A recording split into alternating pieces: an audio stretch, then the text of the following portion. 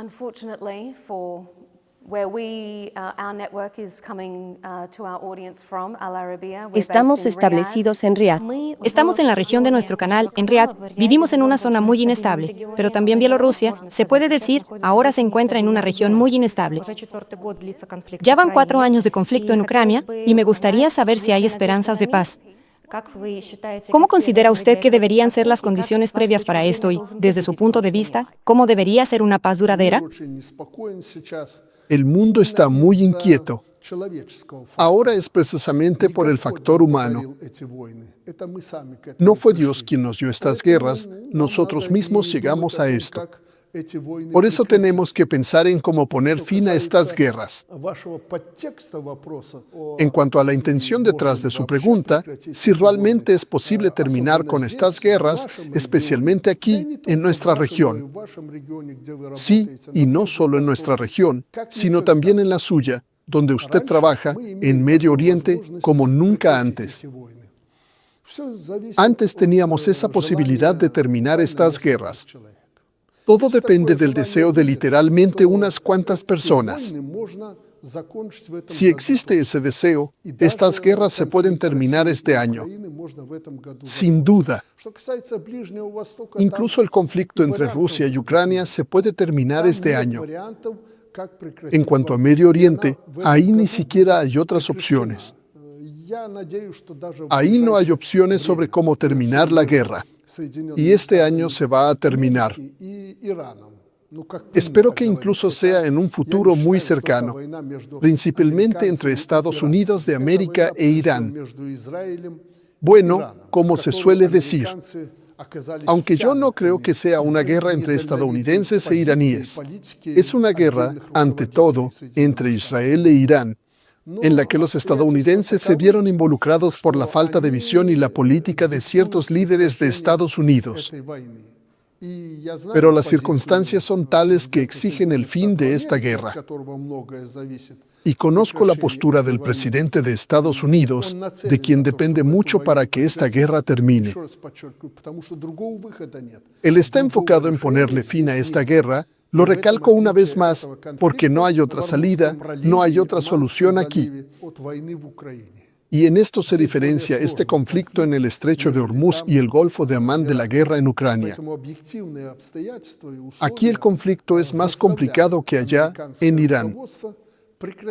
Por eso, las circunstancias y condiciones objetivas obligan al liderazgo estadounidense a ponerle fin. La presión estadounidense, la presión militar sobre Irán. Bueno, Israel dependerá completamente de la postura de Estados Unidos. Por eso, este año, creo que estos conflictos pueden terminarse. Y ni siquiera lo espero, tengo la certeza de que serán terminados.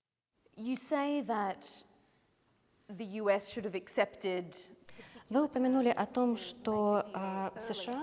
Usted mencionó que Estados Unidos, como que está tratando de ponerle fin a este conflicto, pero al mismo tiempo el presidente Trump acusa a los iraníes de lo mismo, de que están retrasando las negociaciones de paz y que no quieren iniciar ese proceso.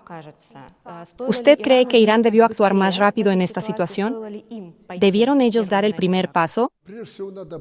Antes que nada, hay que actuar más rápido, usando su terminología, sobre todo con Estados Unidos, hay que actuar más rápido. Actuar. Y debería haber menos charla alrededor de esto por parte de Trump y sus otros asesores. Lo que debe haber es movimiento. En este caso, mucho no depende de Irán, sino de Estados Unidos. Objetivamente, todos sus aliados influyen sobre Irán. Y, sobre todo, Rusia y China simplemente están empujando a Irán para que se logre un acuerdo tipo Trump, para que este conflicto termine por la vía diplomática. A diferencia del conflicto ucraniano, este influye mucho en la economía mundial, sobre todo en la vida de las personas. Por eso, el problema no es Irán. Irán simplemente está reaccionando, a veces, en las acciones de Estados Unidos, que sobre todo están prolongando este conflicto. Los iraníes actúan de manera sencilla. Si ustedes se comportan así, nosotros también lo haremos. Así es como es. Pero eso es lo que vemos en la superficie. No vemos la profundidad porque no participamos en esas negociaciones. Debajo de esa superficie pueden existir diferentes tendencias. Y considerando que en Estados Unidos a veces en la mañana dicen una cosa y en la noche otra, es difícil entender qué está pasando realmente. Al principio les propuse analizar las principales cuestiones objetivas que influyen en las partes en conflicto, Estados Unidos, Israel e Irán.